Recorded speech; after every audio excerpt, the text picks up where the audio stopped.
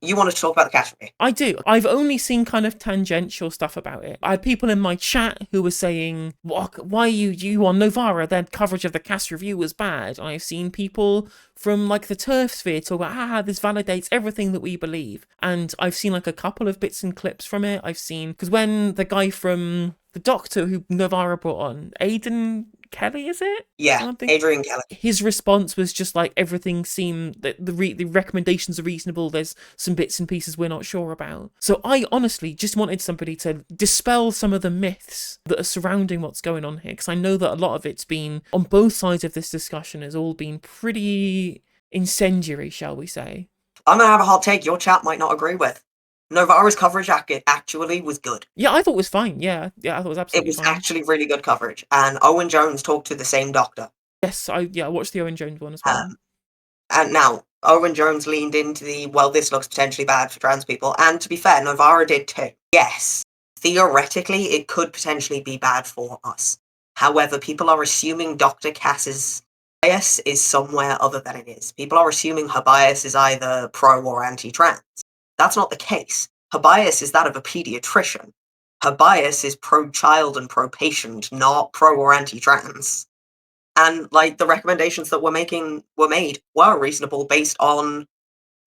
So yes, there are criticisms you can have based on the studies that were left out of the systemic reviews. I will admit to that happily. However, one of the things people don't realize is that when you're a doctor doing these kinds of reviews, you have to follow certain sets of guidelines and certain evidence bars for the research you can use in the systemic reviews and systematic reviews.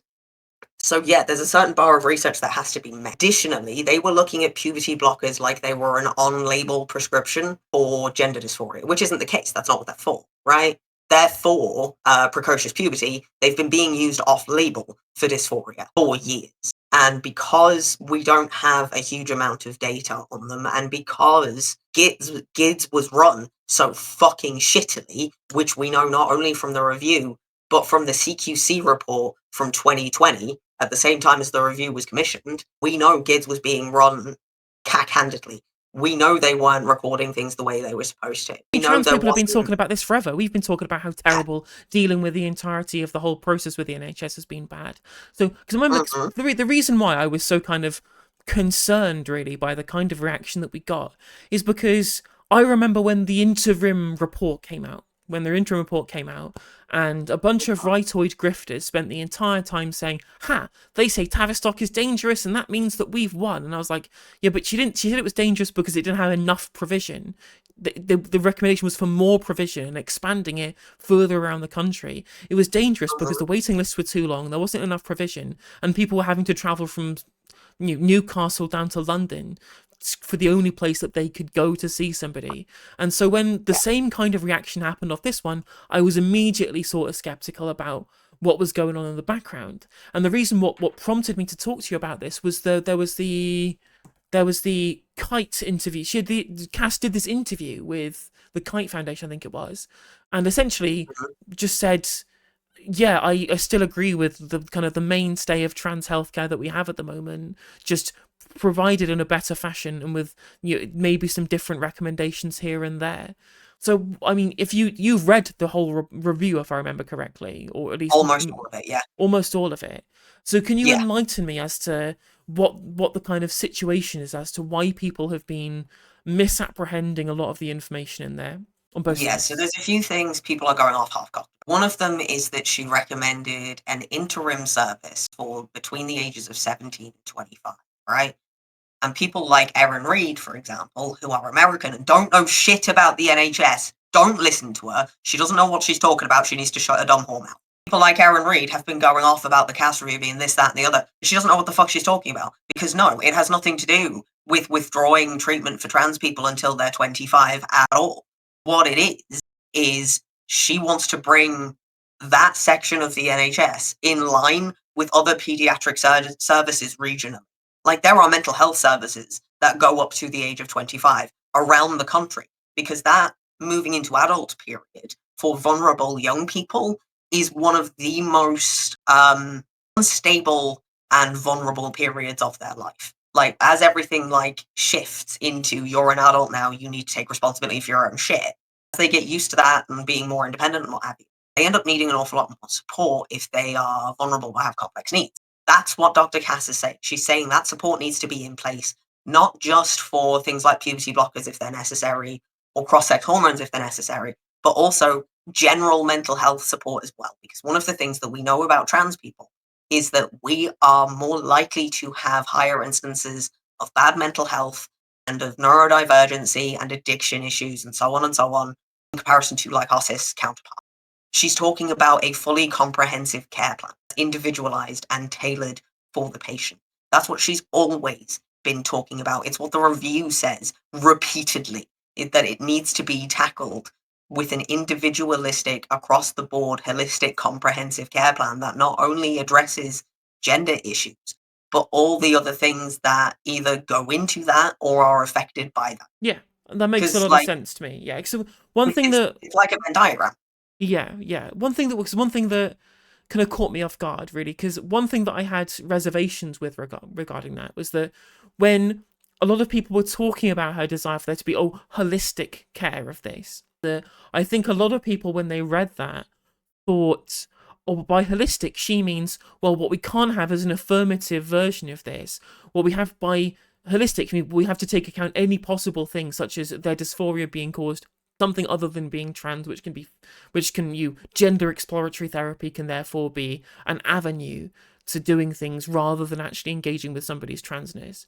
I've not read the report in full. I've barely read any of it. I'd avoid that kind of stuff on my channel, so I wanted to get some clarity on this. Is that what she says in the report or not? What she says in the report is the question she was requested to answer was not, are trans people real? We know trans people are real. We know they need care. She says that up front in the introduction. Like she says, that is not the question I am here to answer. The questions I'm here to answer are was it GIDS any good? 1. 2, is the current treatment approach acceptable? And considering that GIDS did not have like a consistent assessment model even, never mind their complete inability to record proper clinical reasoning and rationale for the prescription of things like puberty blockers. They were also just discharging people who maybe didn't want puberty blockers or support as well, or like that particular kind of support as well. Like, because the only pathway that was set up for trans youth was a medical one. Yeah. It was a medicinal one. It was surgeries and meds. It wasn't like eventually surgeries and meds. It wasn't, okay, what can we do to manage specifically the distress? Like she says repeatedly in the review, I'm not saying do it instead. I'm saying do it as well. Yeah. Alongside. Sure. Okay, that's good. That makes a lot of sense. With regards to puberty blockers as a treatment, for example, a lot of the NHS services, obviously the state, the Conservative Party running the state, and also I believe this is happening in Scotland as well, have gotten rid of puberty blockers, have banned the NHS from prescribing them to people as treatment for gender dysphoria. This was in response to the Cass review. So are you saying, based upon the actual content of the review, that there is no justification for the state doing that, given the information? The Cass doesn't recommend it at all, and this is just Conservative Party politics. So the state themselves haven't banned anything, the NHS has, and their ban is temporary. Because one of the things that she recommends is further research, and what she's setting up and what they're setting up across the regional clinics that they're opening now is basically a massive research study that not only tracks puberty blockers for those they may deem it necessary to use, but also cross-sex hormones if they're over 16. It monitors things like what kind of result socially transitioning might have on a like gender identity trajectory, because we don't know. We don't know what does and doesn't affect gender identity and the outcome. We have no fucking clue.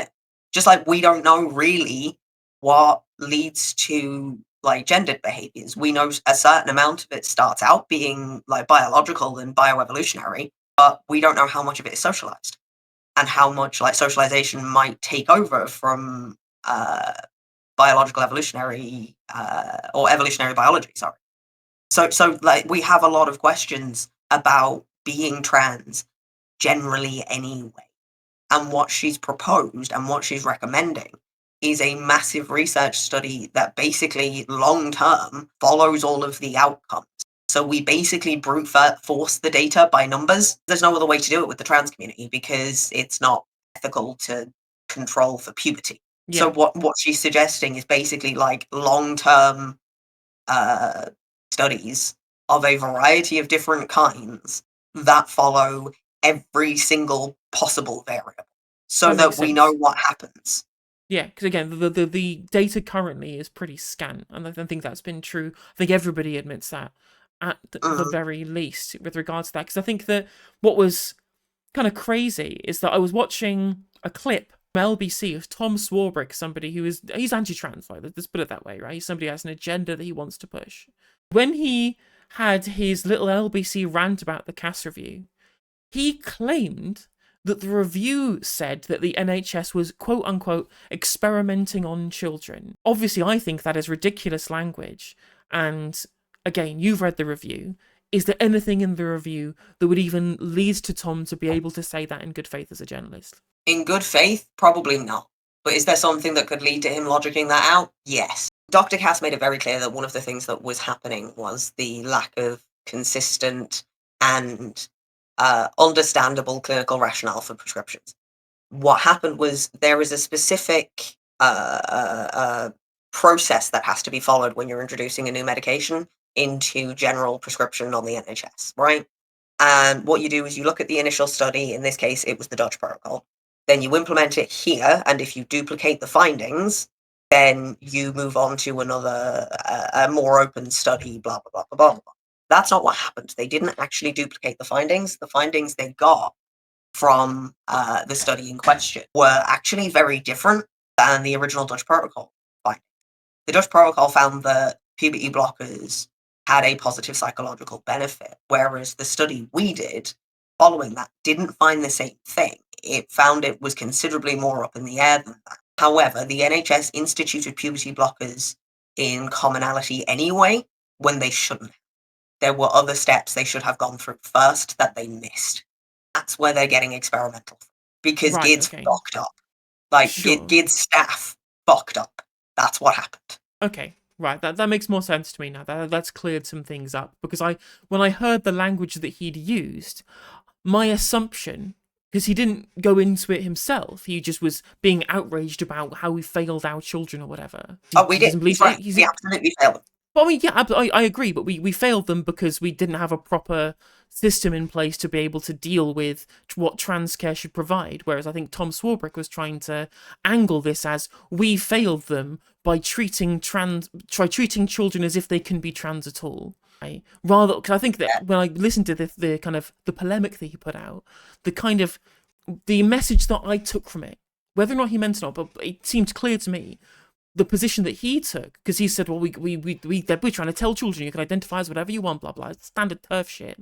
What I got from him was him saying that, well, there's no such thing as a trans child. If a child comes there with gender distress, the only approach there should be, how do we fix that so that they become cis? Which is, of course, Mm. conversion therapy. Rather than saying, Yeah, which isn't what Dr. Cass says. And Dr. Cass herself says you have to be really careful talking about therapy where these things are because it's gotten to the point now where those who are hateful have appropriated the term exploratory therapy to reframe conversion therapy, right? But that's not what we're asking for. She did an interview with the BMJ that was really good, where she goes into this and she's like, that they talk about therapy like the only form of therapy we might be recommending for trans kids or trans people is conversion, and that's not the fucking case.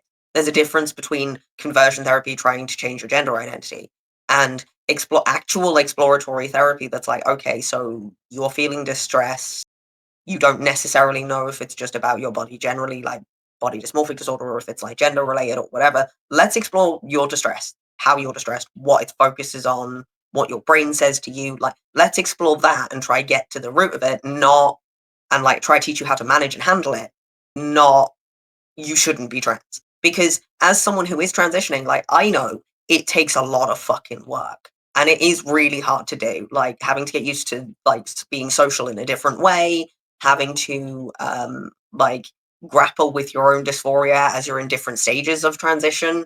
and then how that morphs and changes over time as well. Like, absolutely, she should be fucking encouraging these things. It's what we Yeah. should all be as trans people, be encouraging for our community, because she's right. We deserve a better standard of care than we were getting.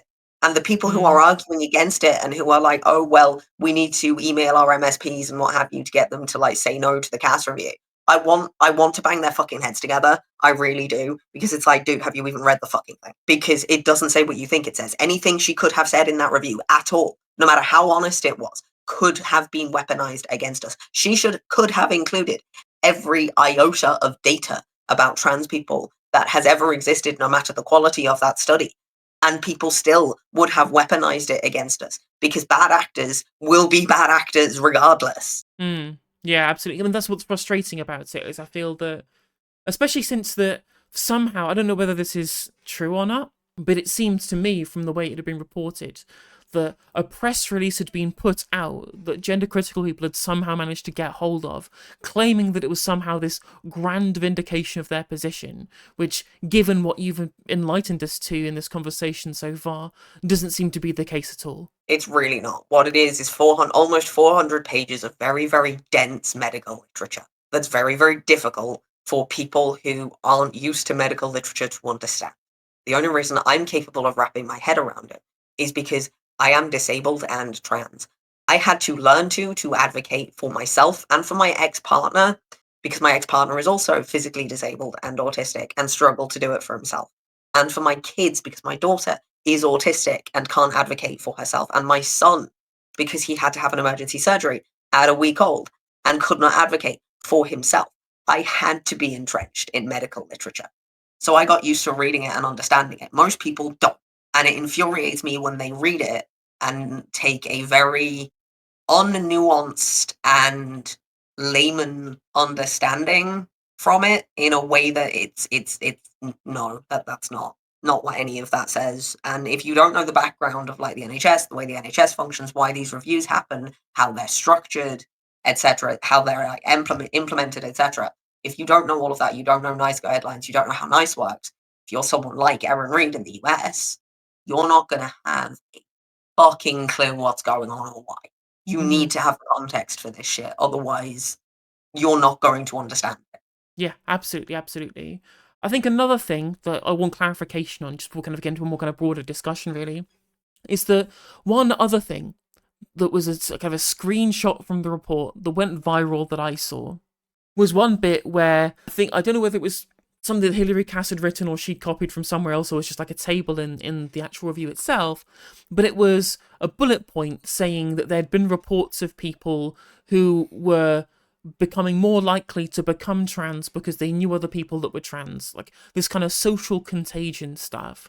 My assumption then, given what we've just discussed, is that this was just a footnote or a side point about what had been talked about in the discourse, rather than a scientific point about the idea that there potentially is a case of social contagion going on here. Was that something put forward by Hilary Cass, or is that just a side note? It's a bit of both. In that, as you know, I was mentioning, we don't know what does and doesn't affect gender identity. We don't know what does and doesn't like. It seems like we all get a similar kind of socialization, but some of us just internalize it differently and end up trans. It's effectively that she's talking about, but on a social media level. Yeah. We don't fucking know.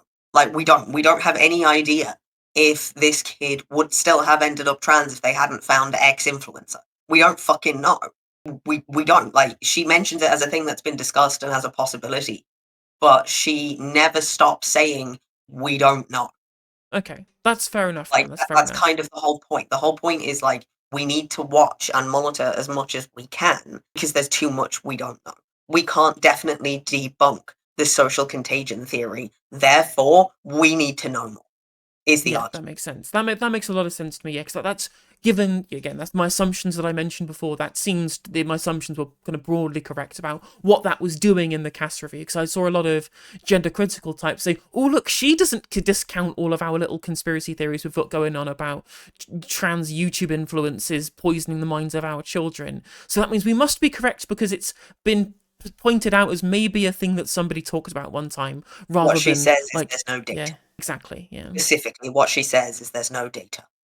And, like, Sure. that's the thing. She has to bring up all of this shit. She has to. Because it's part of the wider conversation, right? Um, so she has to bring up all of these horrible things that are really difficult for us to talk about and don't have definite data to debunk them. So seeing people be like, "Oh yeah, she mentioned this, therefore she's taking it seriously," not necessarily. What she's doing is being a doctor, and she's looking at it from an evidentiary perspective. And she's going, right, this is all the shit that's being spoken about. Is what we do and don't have data for, basically. Like, she goes through everything from how GIDS was formed to how it was run to data they have from like a certain section of like discharge patients from like 2018 to 2022. They had like 3,000. And even in that, though, I'll get on to why this is not great anyway, evidence wise in a minute. Even in that, she only found 0.5% of people were detransitioners. But because the adult services wouldn't share data with the review, despite specifically being instructed to by the NHS and the government both, we don't know if that continues longitudinally, which is part of the reason a review is now being requested into adult care, because adult services refused to share data that they were supposed to have shared. Adult services fucked us over here. Trans people, they fucked trans people over in that decision where they were like, we're not sharing data. And I get they probably weren't sharing it because they've had a lot of scandals around data leakages and what have you. But it is very different sharing it around when it's a medically necessitated, like medical board requested thing for the sake of like long term care quality. Mm. Um, it's frustrating because if we'd had the longitudinal evidence, we could have waved it in their face and gone, look, see, but we don't. And that's something that like Dr. Cass really emphasizes, that without longitudinal data, we can't prove for a definite that trans people absolutely exist and absolutely need care. And that it's such a complex issue. Like it everything she says is through a lens of, I want to be able to prove all of this stuff. I believe all of this stuff, but we just don't have the data. That's fair. So is that then probably why there's probably a reasonable contention that people have as to why so much of the data that we do have about how people detransition or the efficacy of transitioning being left out of the review is a little bit frustrating, because if we could include all of these non-double-blinded studies, because I know that some of them are included in the discussion in the review but not in the conclusion from what I've seen, because of the different kind of standards that were applied as to what would calculate to be good or moderate in terms of their efficacy as a study, because that would have been given us more information to be able to make more firmer conclusions. So yeah, like I open this with, I have criticisms, and this is most of where my criticisms lie. So what happened was they appeared to look at puberty blockers separately from everything else. First of all, they looked at puberty blockers through a lens of them being on-label prescriptions for gender dysphoria, like they're a gender dysphoria treatment, which isn't the case, right? Because the cohort changed. This is where it gets really complicated because of how cultural attitudes towards trans people changed so quickly over such a short space of time. The patient cohort went from mostly assigned male at birth, definitely binary trans women, to mostly assigned female at birth, somewhere on a spectrum of trans, as opposed to like falling specifically in a box neatly. It went from something that was very, very neat to something that was very, very messy. The question she had to answer was, why has the cohort changed? Which is where the potential social contagion came up, because it's something that has been in the discourse and there has been academic papers written about, albeit not great ones. Like some No, of the stuff indeed she not. left out, some of the stuff she left out included those. Like bear that in mind. She had a very high standard of quality for evidence for a reason, and I think it was in part so that she could leave those studies out. Yeah, because we've all Otherwise, read that we've all read the Lippmann paper. We all know how Wakefieldy it is. Making sure that yes, we have a threshold high enough to instantly discard those things is worth our yes, while as much as it is broadly. yes, precisely. The problem is there are papers on both sides because you can't double blind for people. There Yeah. are papers on both sides that aren't structurally great, that aren't longitudinal enough, that don't have a particularly good sample size. It was reasonable shit like that she controlled. Yeah, because I remember saying that there's like the high quality study or Mhm, the high tolerance. I remember somebody breaking this down on Twitter. The high tolerance one, the high quality ones, the high quality data or high likelihood ones. But that was whereas a couple was, and there was a big kind of chunk of moderate quality or like moderate like chance of being correct studies. Those are the ones that were included in the review but not included in the conclusion because they weren't high enough evidence. And then there was a mhm. bottom tier of low quality ones that were all discarded. And that one I'm assuming would have included stuff like the Lippmann paper for what it's worth. So yeah, what happened was basically she separated puberty blockers from everything else, from all the social shit. Yeah. And she looked at puberty blockers like as one whole thing and the way they were done and blah blah blah. And then she looked at the social shit. And in between those two alone, the standards of studies she included were different because they have to be, right? If you're looking at medication and drugs and hormones and chemistry, you have to have a very, very, very high bar of evidence because of Hmm. the potentiality of something happening that's a problem, especially with the more severe side effects of puberty blockers. Because one of the things she found was that there were like patients who were being kept on puberty blockers for like a decade. The maximum amount of time they're supposed to be prescribed for is like 2 years.